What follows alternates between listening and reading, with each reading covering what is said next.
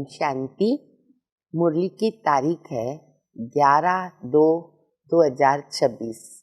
बाबा मुरली का सार बता रहे हैं।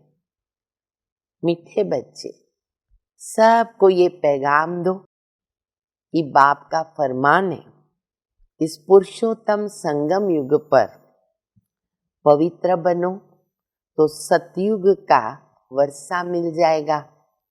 प्रश्न है, कौन सा सस्ता सौदा सबको बतलाओ?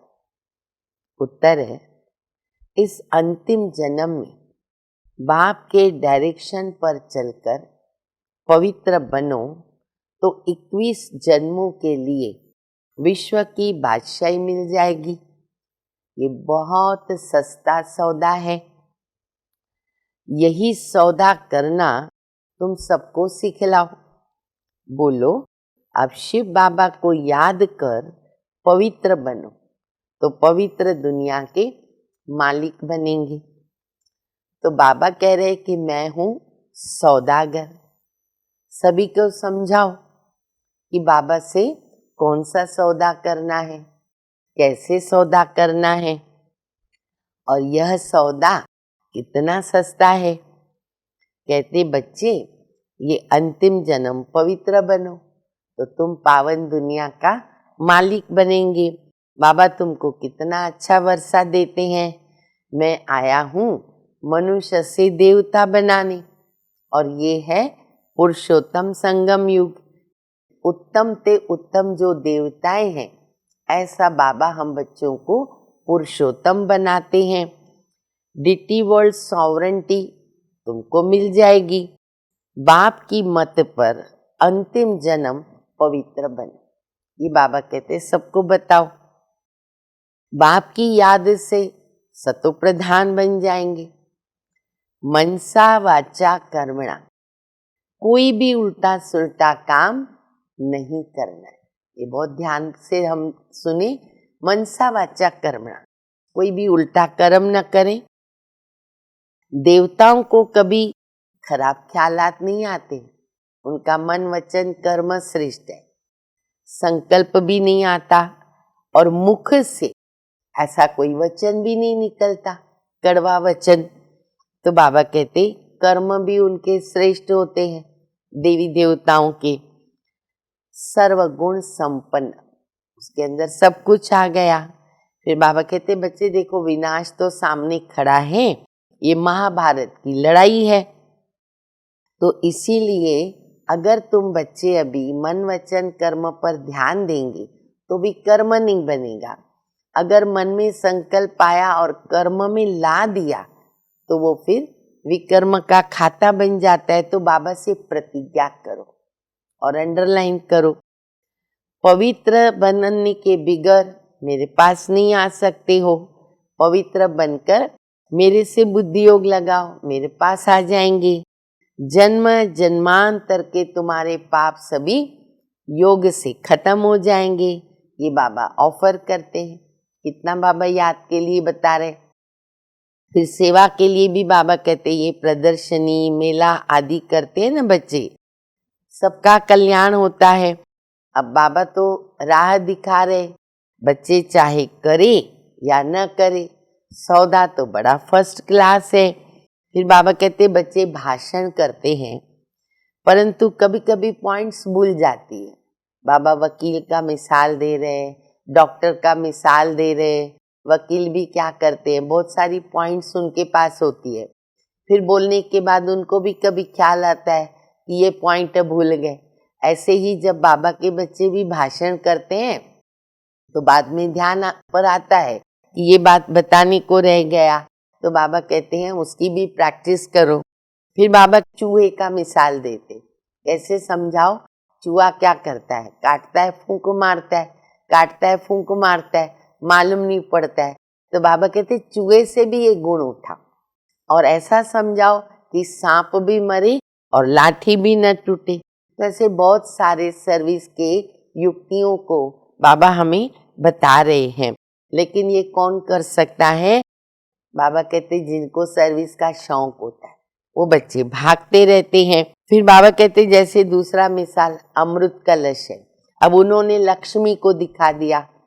वास्तव में तो बाबा ने कलश किसके ऊपर रखा है? जगदम्बा के ऊपर रखा है। बाबा की ये इंद्र सभा है। इस इंद्र सभा में कौन बैठे हैं? नीलम परी है, पुखराज परी है, कितने अच्छे अच्छे नाम बाबा कहते शास्त्रों में भी आते हैं। वो सब बाबा के बच्चे हैं। फिर 9 रत्नों का भी गायन है।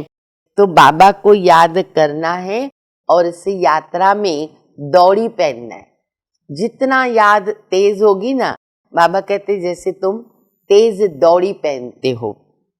और फिर दैवी गुणों को भी धारण करना है। मुख से हमारे पत्थर न निकले। मुख से क्या निकलना चाहिए? बाबा कहते हमेशा रत्न निकलने चाहिए, तभी ऊंचे पद पा सकेंगे और खुशी भी मिलेगी। तुम्हारा भी टाइम है पुरानी दुनिया को छोड़ने का। बुद्धि से भूल जाना है। विचार सागर मंथन करते रहें। अब हमें जाना है बाबा के साथ अपने घर। बाकी बाबा कहते चाहे करोड़पति हो, चाहे पद्मपति हो, लेकिन सब यहाँ पर खत्म हो जाएंगे, किसी का कुछ नहीं रहेगा। अब हम सुनेंगे धारणा के लिए मुख्य सार। ऊंच पद पाने के लिए मुख से सदैव रत्न निकलने चाहिए, पत्थर नहीं। मनसा वाचा कर्मणा, ऐसा कर्म करने हैं जो हम मर्यादा पुरुषोत्तम कहलाए, तभी तो वो बन पाएंगे। दूसरा, इस अंतिम जन्म में पवित्र बनने की प्रतिज्ञा करनी है। पवित्र बनने की युक्ति सबको भी सुनानी है। वरदान है, एवर रेडी बन। हर परिस्थिति रूपी पेपर में फुल पास होने वाले एवर हैप्पी भव। जो एवर रेडी हैं उनका प्रैक्टिकल स्वरूप एवर हैप्पी होगा।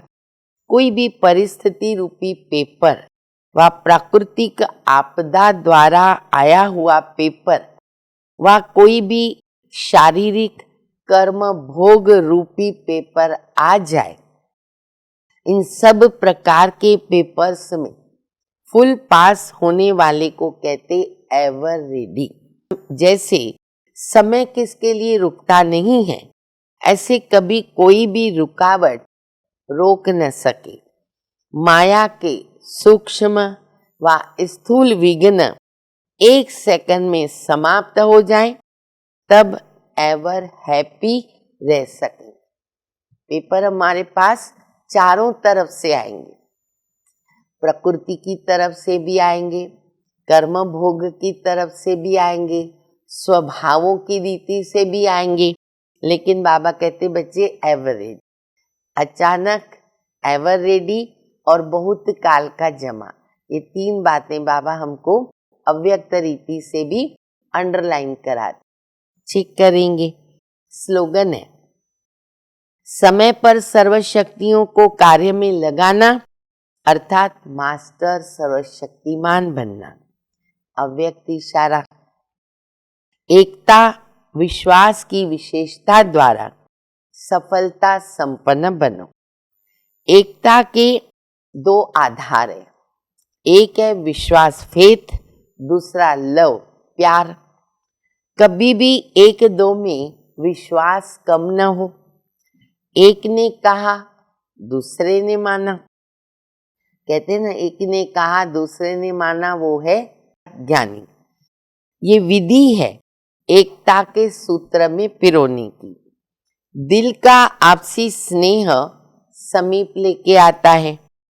जैसे बाप से सबका स्नेह है, ऐसे परिवार से भी दिल का सच्चा स्नेह हो। इसके लिए स्वमान में रहकर सबको सम्मान दो। सम्मान देते रहेंगे ना तो सबका प्यार प्राप्त होगा। अच्छा, मीठे मीठे सिकिल दे बच्चों प्रति माता पिता बाप दादा का याद प्यार। Good morning. रूहानी बाप की रूहानी बच्चों को नमस्ते। हम सभी रूहानी बच्चों की रूहानी माता पिता बाप दादा को याद प्यार। गुड मॉर्निंग, नमस्ते नमस्ते, शुक्रिया बाबा शुक्रिया। ओम शांति।